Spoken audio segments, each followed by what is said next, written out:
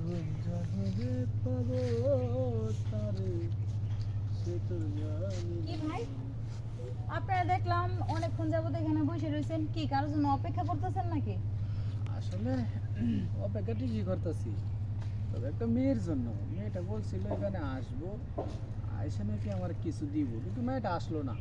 তাই তো সেই মেয়েটা আপনার কি হয়, গার্লফ্রেন্ড নাকি মানে অন্য কিছু? না না না, গার্লফ্রেন্ড হবো কে, অন্য কিছু, মানে ওই যে টাকার বিনিময়ে কিছু কিছু মাইয়া আছে না, ও কাজ দেয়। আচ্ছা আচ্ছা, বুঝতে পারছি।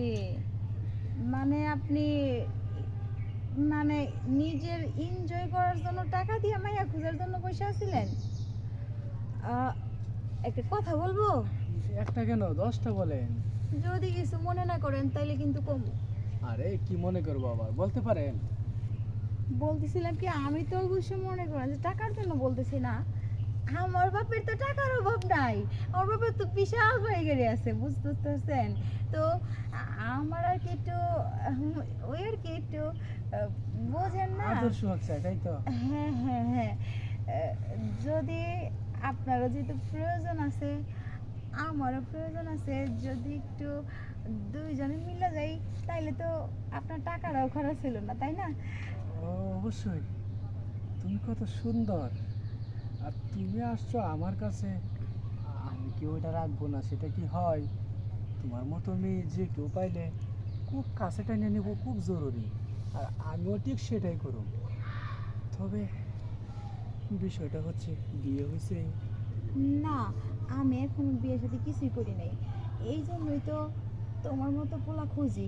যদি বিয়ের সাথে করেই থাকতাম তাহলে তো তোমার মতো পোলা খুঁজতাম না, আর এরকম কথা তোমার বলতাম বলতাম না, বুঝো নাই? সেটা তো আমি জানি, পুরো ঘামিয়ে গেছো না পানি।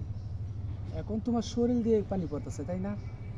একটু পর তোমার নিজ দিয়েও পানি পড়বো, কারণ এমনভাবে আদর করব তোমাকে, বড় লোকের মাইয়া তো আদর্শ পাও নাই কোনোদিন, তাই না?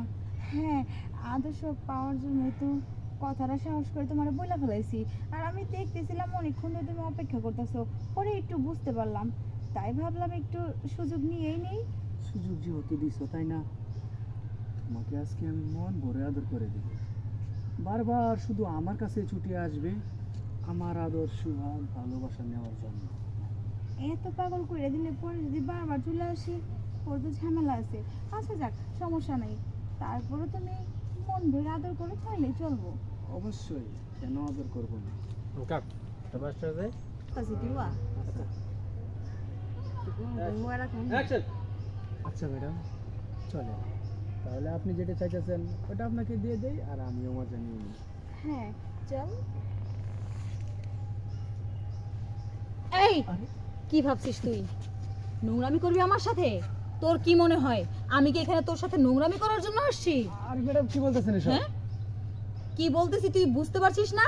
তোকে আমি ধরার জন্য আজ থেকে 6 মাস যাবত খুঁজতেছি, ঠিক আছে? তোর মনে আছে তুই গত 6 মাস আগে একটা মেয়ের জীবন পুরোপুরি নষ্ট করে দিছিস? সেই মেয়েটা তোর জন্য বিষ খেয়ে মারা গেছে, আর এই জন্য তোকে আমি খুঁজে বেড়াচ্ছি। তুই এইভাবে অনেক মেয়ের জীবন নষ্ট করেছিস। তোকে খুঁজে বেড়ানোর জন্য অনেক চেষ্টা করেছি, কিন্তু তোকে ধরতে পারিনি। আজ তোকে হাতে নাতে ধরেছি, এখন কোথায় যাবি বল?